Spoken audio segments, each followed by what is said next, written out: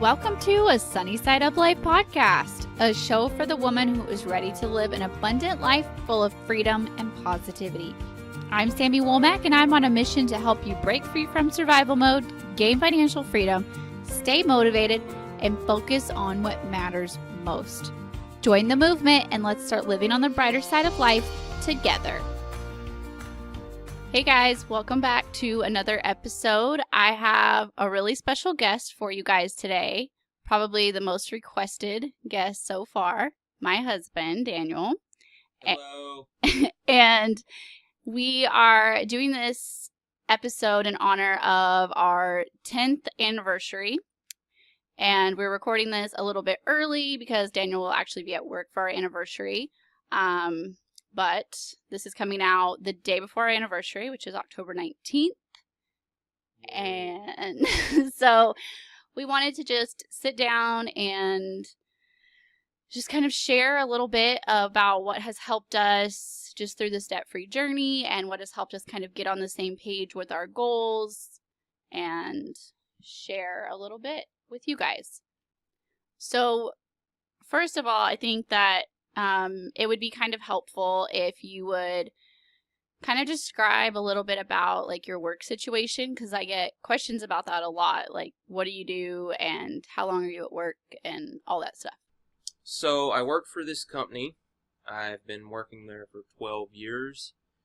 I am a tankerman, which basically means I am in charge of cargo operations. I load and unload the vessel. Me and one other guy. And like what kind of products? Well, it depends. We do a lot of gasoline, diesel. Since we work up north, we do a lot of heating oil, because that's what they use to heat their homes up there. Yeah, and you'll have that jet fuel. Yeah, we contract. did a jet fuel run for a while. Actually was supplying the Boston Logan Airport. Very fancy. Yeah. So basically, you're at work for 3 weeks and home for 3 weeks, and we've done this for 12 years. Right. Even though we've only been married for 10, because we've been together for about 15 years, because we started dating when we were babies. You say so. Yeah, I was a baby. So we started dating when I was 15 and he was 18. Both of our parents thought that that was a terrible idea, but we knew each other even longer than that. Yeah, so we got married on our 5th anniversary of dating at the marina that my family used to own, which is actually where we met. Yep. And if anyone keeps up with my Instagram stories, when we go on the boat a lot, when we go to Daniel's mom's house, or Mama's house as we call it, it's where we grew up, and that's where we met each other and fell in love and all that good stuff, and that's where we went back and got married. So what about, I know that I get a lot of questions about how spouses or partners, people who share money, are different, obviously, and like everyone always says, like opposites attract. So right. What are some ways that you feel like that we're different personality-wise, but it's worked to like help us reach our goals, our money goals, things like that, be successful in marriage? Well, in the beginning, it was kind of hard to tell in the beginning because we were both on this path of where we tried to save money and failed horribly at it. Over and over again. Over and over again. And we both was just going through this phase where we just, every time I would get a paycheck, we would just spend it as fast as we got it. Yeah. You were definitely the first one that finally put the final nail in the coffin and was like, we're doing this. No more screwing around. Yeah. We've got to do this. And it took me a while to come around because I had gotten so used to just being to basically do whatever I wanted to do with my paycheck. It was kind of hard to get on board at first because, patience isn't exactly the easiest thing to have. And when you see something that you want, whether it be a brand new truck, a brand new boat, a four-wheeler, a motorcycle, new clothes, dinner out. but obviously with us trying to raise 3 daughters, this lifestyle really was setting the whole family up for failure. And it was catching up with us. And it was starting to catch up with us. Like, I mean, we were living in a house that we didn't need to be living in. Yeah. And wasting money that we didn't need to be wasting. And we were spending money like we were still newlyweds, like we didn't have any kids. And what really got us started was when Izzy was a baby, our middle daughter, when she was a baby.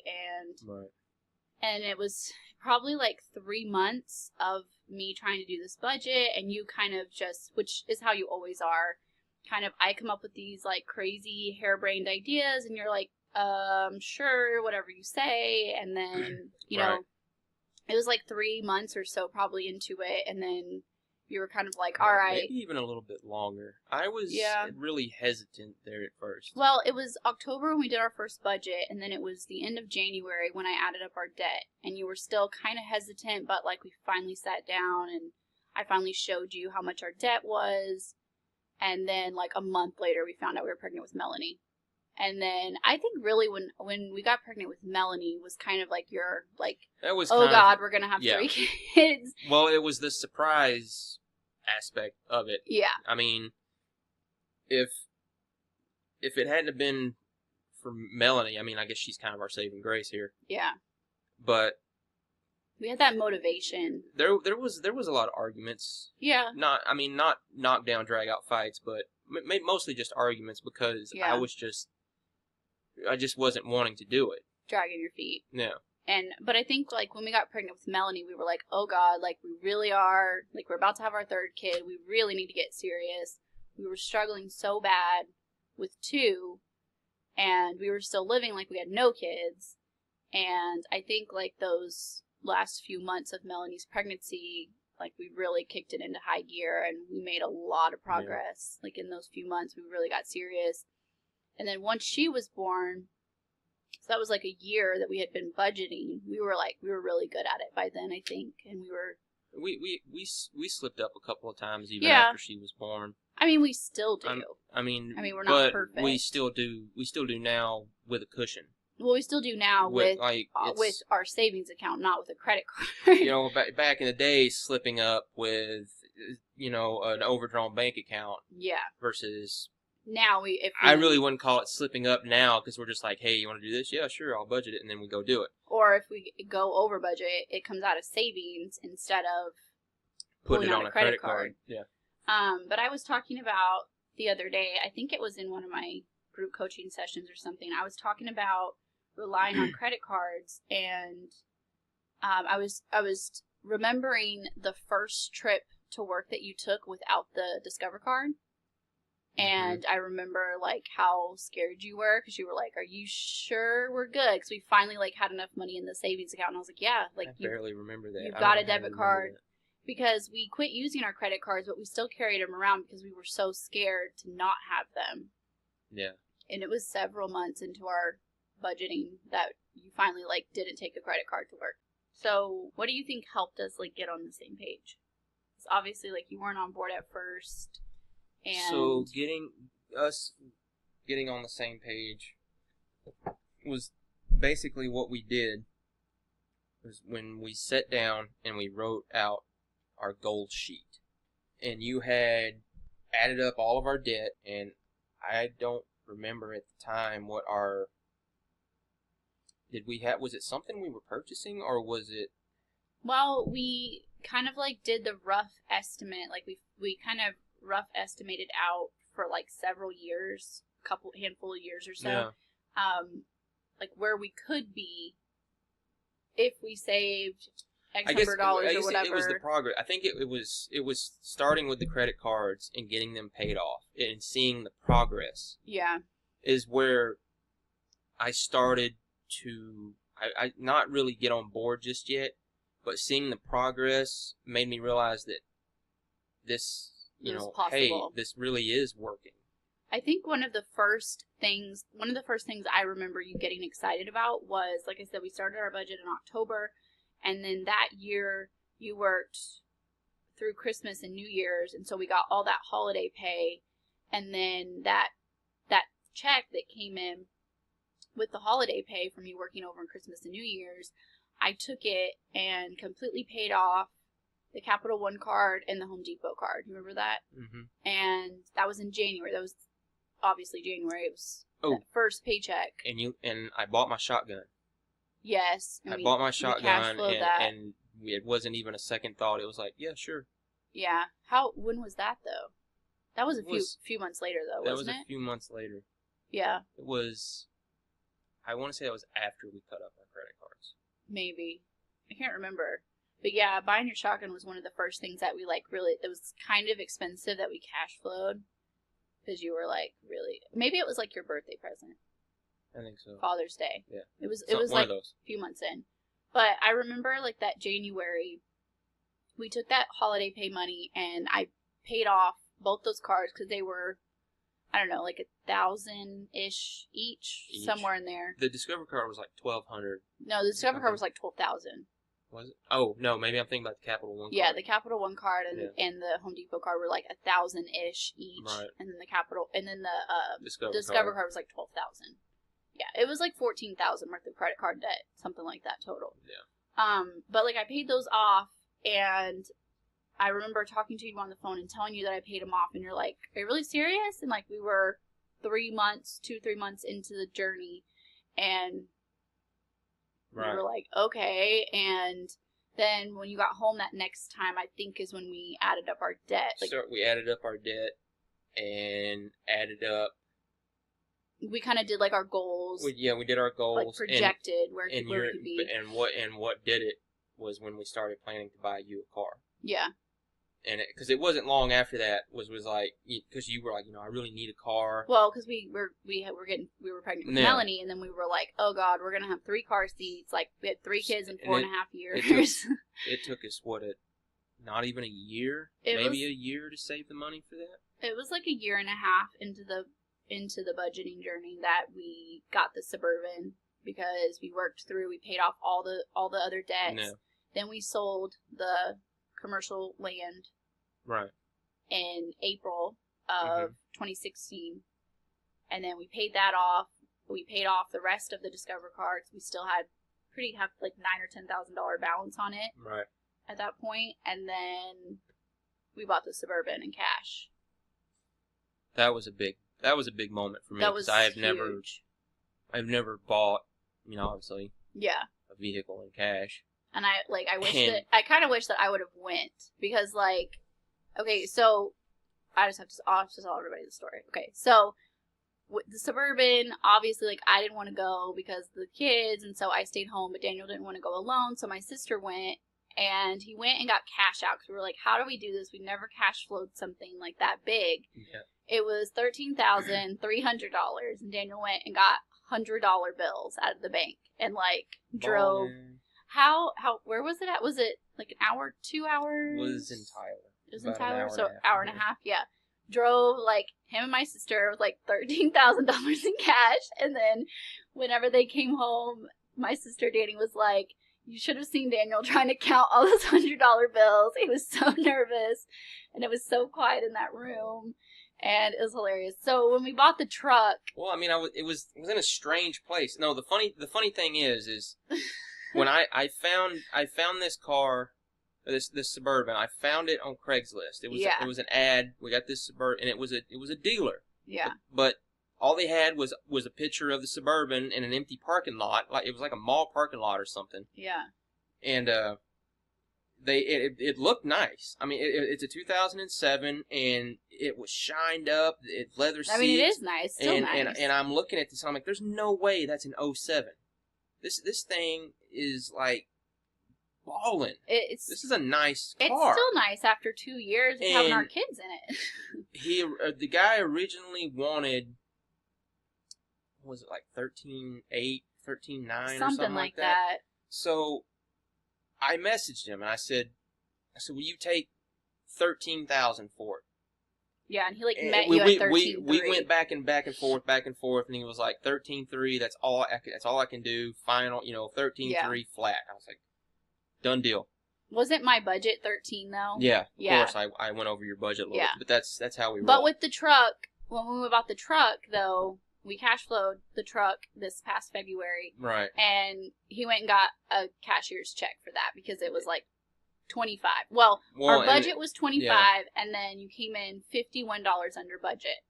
So I was proud of you because you told the dealer, I'm sorry, like my wife says, like our budget is $25,000. Well, that's another story. We finished the Suburban story. Okay. So I get to the dealership, and it's literally, the dealer was a handicap van dealer. Yeah. They had traded the Suburban in for like a handicap van. I pulled up to the place, me and Danny pulled up to the place, and I was like, is this the right place? There's no way. And I'm looking, I'm like, I don't see the Suburban. I think this is the wrong place, you know? And it's like, you're afraid it's going to be like a Craigslist setup and you get jumped or something. So, no, I finally see it sticking out like a sore thumb. It was like, it was backed in a row of red handicap vans. I like how you say sore thumb. And my beautiful Suburban. No, we went and looked at it, and I drove it. And, you know, long story short, I was actually really pleased with it. You know, we drove it for like 10 or 15 minutes. And you don't say anything to me, like not responding to my text. I'm at home, my heart is racing, like, oh my gosh, are they going to get it? That was me and Danny's plan, and was to not tell you. And then he texted me, like, headed home, and I was like, oh, I guess that's not good, because I didn't hear anything. And then I just get a Snapchat of him, and then I can just see, like, the back rows of the Suburban, like, obviously, you know, you weren't in the truck, or did you go in Danny's car, or whatever, but obviously you were in the Suburban, and I was like, hello. that was a fun day. It was awesome. That was a fun day. And Grandma Sharon was still here. Yeah, Grandma Sharon was here, so we got to take Grandma Sharon on the first drive. But then, like, what else with the Suburban story? Go ahead. No, that was it with the Suburban story. I want to tell the boat story. Boat story. Yeah, I just want to tell the boat story. So, like, so the first thing on our goal sheet after we paid off our debt, other than the houses, obviously, because we're selling both houses, both the rent house and the house we were living in. We had them up for sale. So we wanted a boat. So we were just kind of paying, like, the payments on the houses because we were planning to sell them to pay them off.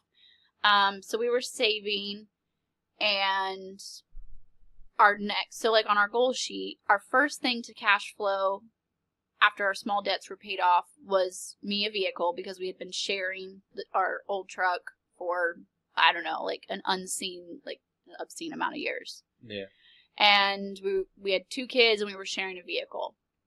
It was crazy. So our first goal was to cash flow a second vehicle, and then our second goal was to get a boat, to cash flow a boat. Right. And really the Suburban was kind of for me because, like, I didn't have my own car. And then the boat was kind of your idea, which I think I don't know. I'm kind of more obsessed with the boat now than you are, but yeah. I'm kind of more obsessed with the truck too. I don't know. But so the boat was kind of like your idea because, you know, we wanted to go out on the lake and all that stuff. And then, you know, we're going to get a family boat so we can take the girls out and we can have those memories and all that stuff. So we kind of more or less took turns, like, setting our goals. And, you know, our goals have changed over the years. Like, one of our goals was to get 4-wheelers by now. And obviously we don't have 4-wheelers because we live in town now. Like, we've changed them. But anyway, the boat was a good thing. Yeah. That took a little time to save the money for. Yeah. I mean, it wasn't a very expensive boat. How old is the boat? It's like 20-something years old. It's a 91. It's a 91 Hurricane deck boat. Yeah, so it's like a $5,000 boat. Again, found it on Craigslist. Find some good stuff on Craigslist, by the way, if you just take the time to That's look. Daniel's hobby. A little much. No, I found the boat. It was in Katy, Texas. Yeah. And the guy had just taken a few pictures of it, enough that I told myself I was going to go look at it. Which we didn't really want a deck boat. We wanted a pontoon boat, but it just kind of presented itself. Kind of like the Suburban did, kind of like the truck did. Like, you searched enough, you did enough research that it presented itself. Then we went and looked at it. I took your grandpa with me. We went and looked at it. And, and the guy pulled it out of he had it in a storage unit, pulled it out, and he had completely redone the carpet, the consoles, the seats, everything had been completely redone, and the boat was nice. I mean, cleaned up. It was a nice looking boat. But I think the point is And, that, you know, like if you do your research, you shop around, you save the money, well, and that you can find good deals. patience. Yeah, I mean, patience. Like I you still don't struggle with it. well, yeah, but you like the point is that you don't have to go buy a brand new car, a brand new boat. Like if you shop around, you have patience, you save up the money, you look for those deals, you wait for the perfect thing to present itself, it will eventually. Right. And it'll be something that like it feels good. It's not okay, like when we bought the old truck, the '08, we bought it brand new, but it had like 12, 13 miles on it when we bought Something it. like that. It was ridiculous. And we both left there in a brand new, perfect truck, like both of our dream truck basically at the time. And we felt like we'd been punched in the stomach. And like, pretty much. It was ridiculous. And what did we pay, like 6 years on it? Something like that. 6 years and a couple of months. Yeah, it was like 6 years and 3 months or something. I don't know. An insane amount of time. We paid it off completely. And just like the difference between that punch in the stomach of that first day we owned it versus the day that we bought the new truck, the diesel truck, and cash flowed it, was like, it was nothing but celebration. It was nothing but like we drove around until the girls fell asleep because we were so excited. We were taking turns driving. Like there was absolutely no buyer's remorse at all because we planned for it. We saved for it. We did our research, you know, so it was like actually a good purchase. And I think that it just goes to show you that like patience and research and time, like it pays off. So anyway, moving on from our goals because we can like tell all of our purchase stories all day long. So what do you think? Like one of the questions that I get a lot is like, my husband's just not on board. You know, he feels like if we're on a budget, we're never going to have fun again. So like, what do you say to that guy? What do you wish that you could go back and tell yourself 4 or 5 years ago? Like, quit being so stubborn, like what? I mean, I don't really know how to explain it. I don't know why it's harder for a lot of guys to get on board with. Yeah. I mean, I don't know. Maybe that's not true. Maybe I can. It's a lot is because they're the ones, you know, that are spending time away from their family or you know, all day working hard, you know, all week to earn this money and they feel entitled to, you know. Yeah. And in like our case, like you've spent 3 weeks away. Right. And that's exactly you've how sacrificed, I felt. And I always really felt guilty, like, well, you've worked so hard for this money, you've sacrificed so much, even though we called it our money, I still kind of felt the hardest thing to do is to stop looking at right now and start looking at long term. Yeah.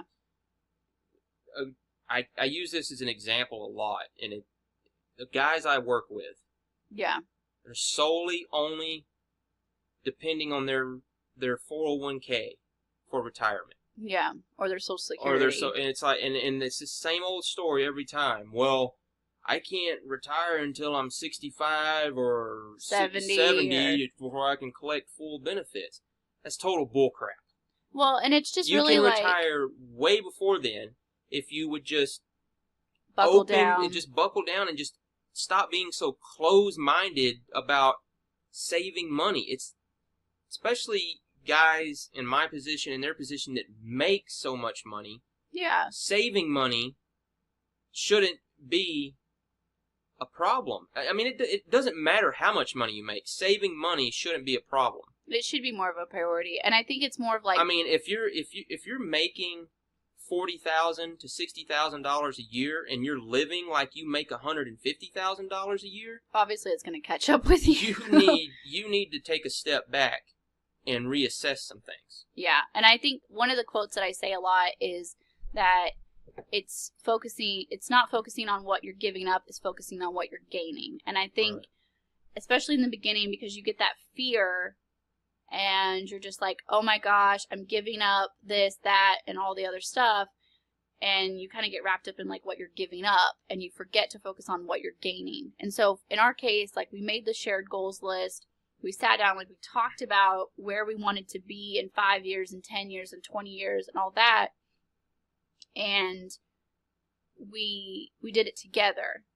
And so, you know, getting a boat that soon wasn't necessarily my idea of how to spend money, but it's your money too. And so we kind of just like got on the same page. We talked it out. We didn't always agree 100%, but we met somewhere in the middle. Sometimes it was 50-50. Sometimes it was 70-30. It wasn't always, you know, balanced, but we made it work. We made it work for us. And we started focusing on more of like what we were going to be gaining. And we started focusing on like, you could retire in your 40s, 50s, like worst case scenario. You don't have to wait until you're 70 to retire. Well, no, that's just it. Nobody has to wait. Yeah. Because a lot of guys that I've talked to about this, that I've told my plans, they're like, Dan, how are you going to do that? What about insurance? You know? Yeah. What about health insurance? You get financially independent enough. You just do it. You just don't be scared to do it because you don't think you're not going to be able to afford health insurance. Right. That's a lame excuse to work yourself to death. That's playing the victim, I feel like take control of it. And yeah, it's not going to happen overnight. You know, and the whole thing is just because I plan on retiring in my 40s. Yeah. That doesn't mean I plan on coming home and sitting on my butt the rest of my life. Yeah, that's what There's still things you can do to make money and be home every night. That's what I've said a lot. Is like basically it's just to retire you from the water, to have like a hobby job that brings in a little bit of money, but it's fun and something that, because I feel like you haven't really been able to pursue a lot of hobbies because of your job. So it's kind of more of just like the financially independent stage is where we want to be. And, you know, so, but I think, like, the pride gets in the way, and a lot of guys, like, I don't want to stereotype men, because it's not all men's fault. There are a lot of women who are the partner that is not on board, but that's what I get a lot of questions about is, you know, the men who aren't on board, because I think, like, the pride gets in the way, and you want to show off that new truck. You want to, you know, you don't want to have to tell your friends, like, oh, you know, I can't go grab a drink with you. We're on a strict budget. Like, nobody wants to say that. And well, that's when you've got a whole total issue of different problems. That's when that's what I say. Like, that's when you're too worried about what everybody thinks. That's a heart issue. Like, that's an inside issue. That's like what? How did Dave Ramsey put it when we were to impress somebody at the stoplight, like that one. Stoplight, and that person on the other side of that intersection does not give a crap what you're driving, and they're not going to remember. I mean, even now, we drive through town and we're like, oh, that's a nice truck, but like tomorrow, are we even going to remember that we saw it? No, like it doesn't really matter. You're not doing it for everybody else. Like you're doing it for you, your family, especially if you have a family. Yeah, I mean, or you're planning to have a family. They should be your number one. Yeah, and it's got to, I don't know how to put this. I think, like, you've just got, it's kind of like, it's what I tell my ladies. It's really the same thing. I mean, obviously, like, men are going to go about it a different way. Men aren't going to be, like, journaling their feelings and, like, crying about it like women do. But it is still a heart journey. I mean, there's really not, like, a more masculine way to say that. But it really is, like, it's a personal inside problem. Issue. It is hard. Yeah. To give up that lifestyle. I mean, you have to see why you're giving it up. Yeah. You have to see that in the long run, it's the benefits. You just, I mean, I can't sit here and imagine being able to walk away from that job. Yeah. In my early 40s, and being able to come home, stay home, and do whatever I want. And I feel like, doesn't that outweigh driving a truck that's, 6 years old? How old is the truck? 6 years old. 6 years old. Yeah. Living in this tiny rent house. Like, the overall, that big vision that we have for our life, that land that we're going to have. I mean, it's retirement. People. That's worth it. People get so wrapped up in material things. Yeah. Like, at the end of the day, it's just a damn truck. Yeah. I mean, It's just a boat. Yeah. Who cares? Well, it's because you can think, well, my buddy old Joe down the street there just bought him a new 2018 yada yada yada. I guess I gotta step up my game. No, you don't. Because he's not paying your bills. Let him pay his own bills. If that's what he wants to do, it's that you let them worry about it. The whole keeping up with the Joneses thing. Yeah. Has just... It's ridiculous. Really gotten out of hand. I mean... Well, especially, like, now, I feel like it's getting worse and worse now because of, like, Instagram and all this stuff. Everybody wants to, like, show off on Instagram or whatever. And it's just ridiculous. And it's fake. And I feel like when we were living in we've done it. Yeah, when we were living in the big house, we had the new truck. We had a wallet full of credit cards. You know, we looked rich, but we were struggling. Like, we were really struggling. Like, we had our bank account negative sometimes days before payday. We had bill collectors calling. Remember, like, when I had my land payment for the commercial property, I had their number saved in my phone so I could ignore their phone calls because I routinely paid the bill late for, like, 2 years. And to the point where they would call me. Right. And, like, we had our electricity cut off, like, twice because we didn't pay the bill on time. We had our phones cut off that one time. Yeah, I remember when that. my sisters and my mom were on our cell phone plan. We had, like, a family shared plan, and we got everybody's cell phone disconnected. I was so embarrassed. I was embarrassed to my sisters because, like, I didn't want them to know that, like, we were struggling. And I kind of played it off like, oh, my gosh, I didn't realize the bill was due, but I totally knew. I was just trying to push it as many days as I could. And I was literally in the parking lot of Hobby Lobby about to go shopping when that happened. And the time that our electricity got disconnected, the day that we were in Dallas, the day after the Linkin Park concert, you remember that? Went to the Linkin Park concert, had like, fifth row from the mosh pit, like amazing tickets. Way too much money for those tickets. Stayed in a hotel. It was my birthday present. We were out to lunch at a decent, like a nice restaurant. And my sister calls and she's like, did you pay the electric bill? The electricity's off. When Danny was still living with us in high school. We were literally out to lunch. Like, talk about fake rich. Like, yeah, it's ridiculous. We've done all the things. But, anyway, okay, so that's a good pivoting point there.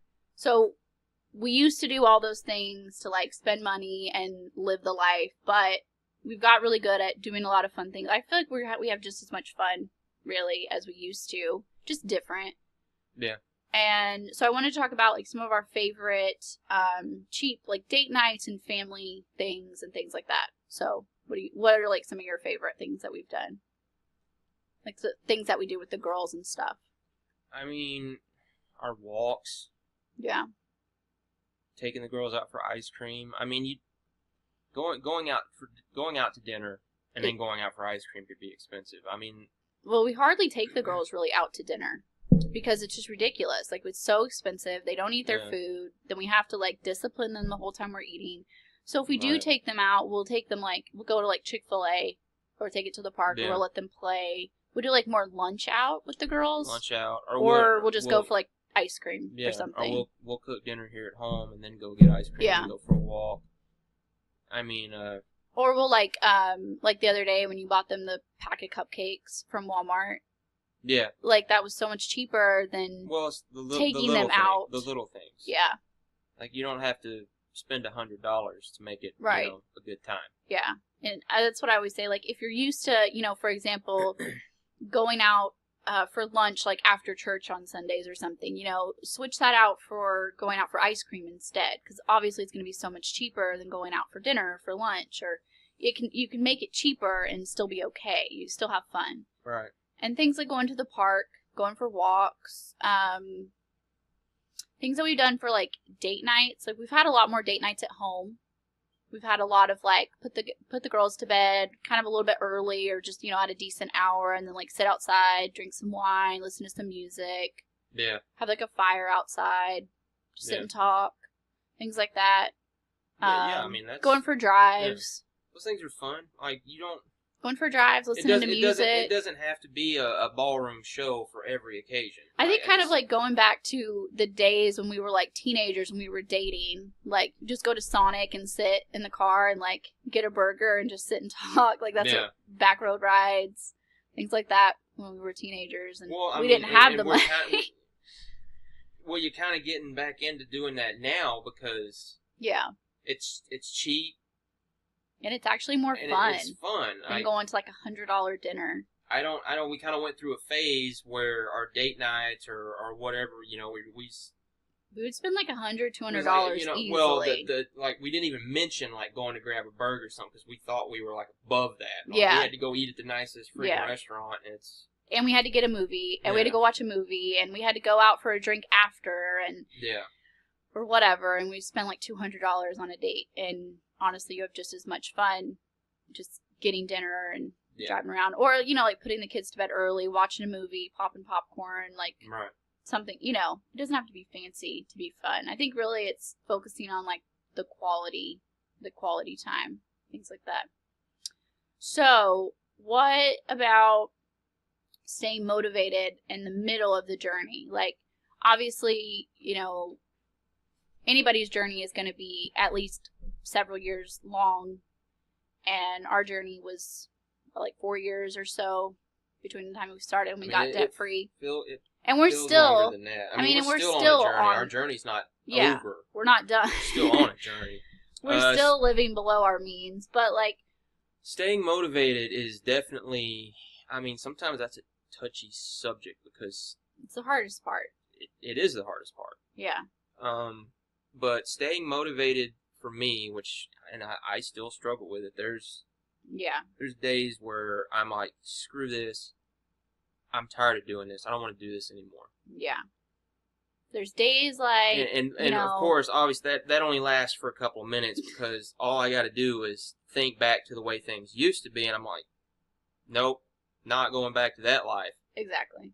But staying motivated when you are struggling with it, I think the best thing for me is like me and Sammy sit down and we'll pull out a goal sheet.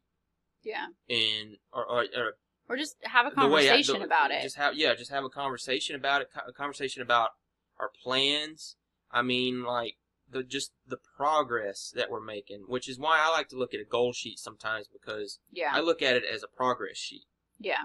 And just seeing that progress and seeing, only a couple more months, like we're doing for our camper. For example, I mean, this trip at work is hopefully with no emergencies or anything, is going to be the last trip at work before we buy I buy my camper. So hopefully when I come back home, if everything goes out, if we find something, that's if we find something but we I like. Think, like. I mean, that's not saying that because we've got the money and we've got the funds. I mean, I have to go buy one right now.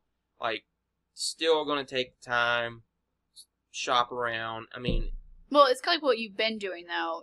Like where obviously it's taking a while to save up the money for the camper, but how you've been like searching through Craigslist and spending that time like getting excited about it, reminding yourself that's what we're doing, and the way that like I projected out where we could be, how many paychecks it would take. That really helps stay motivated. We have our debt-free chart. It doesn't sound coloring in our chart. It doesn't sound so bad when you break it down by paychecks. When you put it like 6 or 8 more paychecks, that doesn't sound bad at all. And the debt-free the charts. That's looking at that, and that really helps. Yeah. But it's.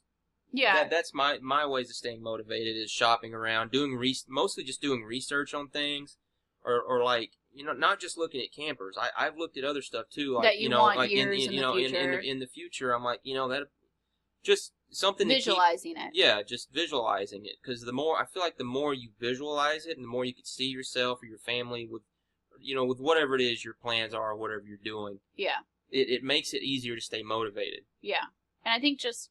Anytime that we get unmotivated, because I feel like we take turns kind of getting unmotivated. Every once in a while we'll get unmotivated at the same time, but just kind of keeping that conversation open, like talking about it. We talk about a lot, like, well, when we build our house, we're going to do this, we're going to do that, even though, it's probably still like 2 years in the future, but we still talk about it a lot. We still remember to get excited together. And well, I mean, it's not, I mean, on this particular journey, it's not every day is going to be easy. Yeah.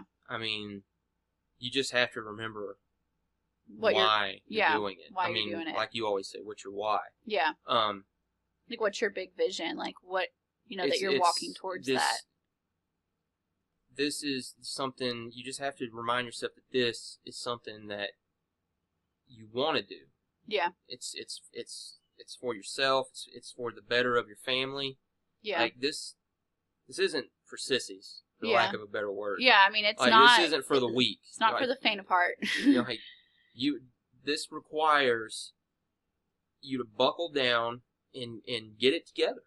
But I think that it really shows your true character. Yeah, I mean... That if you can do this, because honestly... Yeah, I mean, you find out how tough you really are. You also find out how doing this, in some aspect, really isn't that hard. It really isn't that hard. When you look back on it, you're like, oh, that wasn't that bad. Also... Because I can remember sitting right there where you're sitting, shopping for trucks. Yeah. And now it's... Just like it was yesterday. Now it's sitting in my driveway, but when I was doing it, I was like, gosh, this is going to take forever. But time passes. It didn't take forever. Time passes one way or the other. And I think the thing, one of the biggest takeaways that we've had is that, even on the hard days of doing this, it's still better than the hard days back in the day. Right. At least when it's hard, like when you have to have a frozen pizza instead of ordering a pizza. Those kind of days where you're like, oh, this just sucks. Like, this is just not fun. Like, it's just there's no way around it. Like, it's just, sometimes it's just not fun. Having each other to talk about it. Yeah. Too helps. But some days when it's just not fun, you're like, well, I'd rather eat a frozen pizza than put a to-go pizza on a credit card. So it's better than that, Yeah. And I think we kind of, like, we've kept our sense of humor about it. We've kept up the communication about it. And then I think, honestly, there's days that you just don't need to talk about it at all. Yeah. Sometimes you just but it helps. Yeah. And I think, like, it has made, one of the things I think that we didn't really expect was how much stronger it's made our marriage. Because I feel like if we could get through this, we can get through anything. And like everyone says, money is like the number one reason for divorce. And I feel like once you get on the same page with money, there's not much else that's really going to stand in your way a lot of times. Like, usually it is money that gets in the way of people's marriage. And I think that's so crazy to let something like money get in the way of, like, your love. Like, well, yeah, that's just stupid. Yeah. That's just, there's no better way for me to say that other than that's just flat out stupid. Yeah. For you to let money come between you. Because you'd rather have material things than work on your marriage or your relationship. I also look at it as the positive impact that it's having on friends or family that you're... And our girls. And our girls. People that you're close to, that they see your success, they see your accomplishments, they see, how hard you're working. You never know who you're influencing. Yeah, you never know who it's like some like your mom and your sister. Yeah. They have completely turned things around. Yeah. Since we've started this journey. Yeah. And now we've got other family members and friends and stuff that have asked us, like, how would you do this? How would you do that? And friends, like, even distant friends or old friends, people that we don't talk to all the time are like, oh my gosh, like, I've heard y'all's story. I know what y'all are doing. And but it also that's crazy. Our girls. Yeah, most importantly. I have no good memories. Yeah. Money-wise of my childhood. Money-wise, all I remember is my parents fighting, which eventually led to their divorce. Yeah. And I want our girls to see, what we're doing. Yeah. And I want them to learn from that. And when they are young adults and are starting to go out into the world, I want them to remember what we did, the steps we took. Yeah. To get to where we're at. I want them, basically, I guess what I'm trying to say is I want them to leave our house, start their own life on the right foot.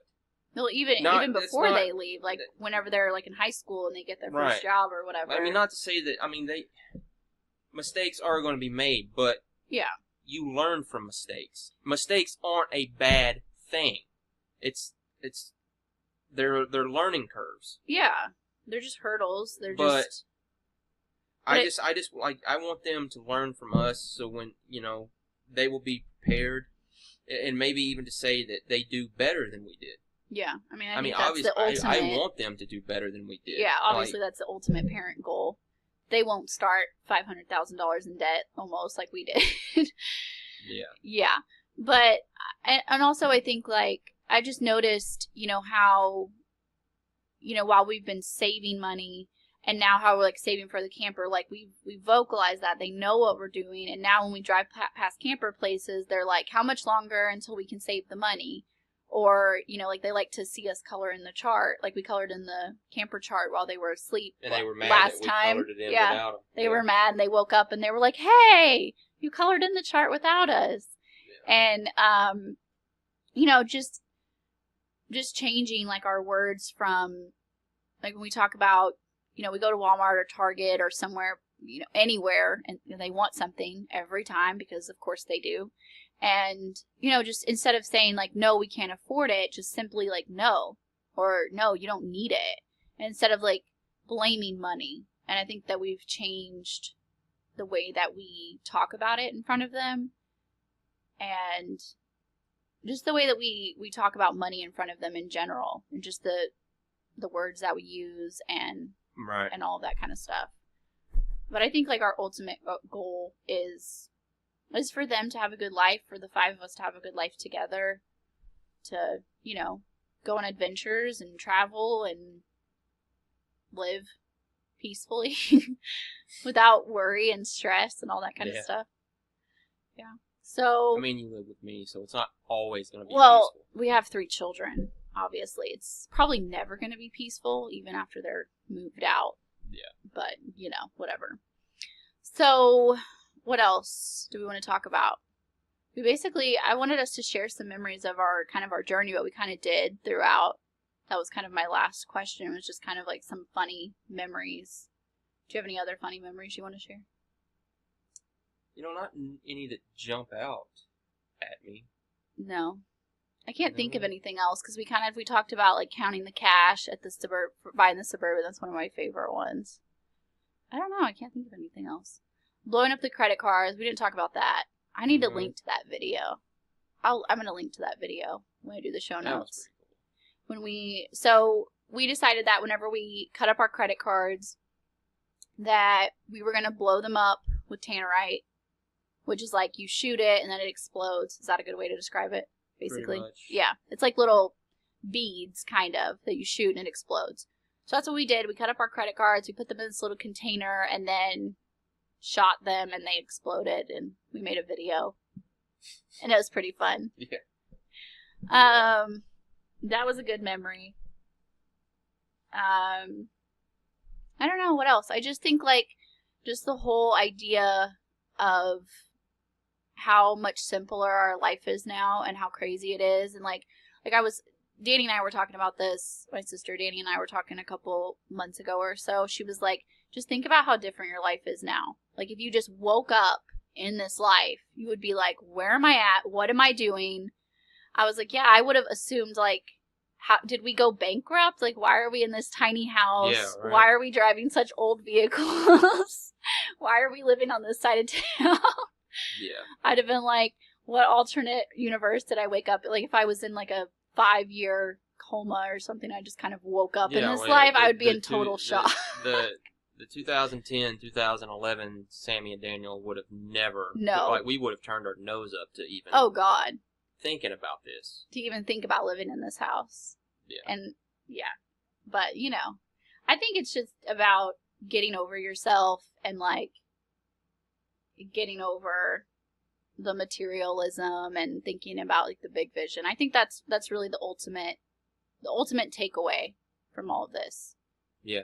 Is, think about where you're going to be in the end and walk towards it. And then it's going to be worth it. Yeah.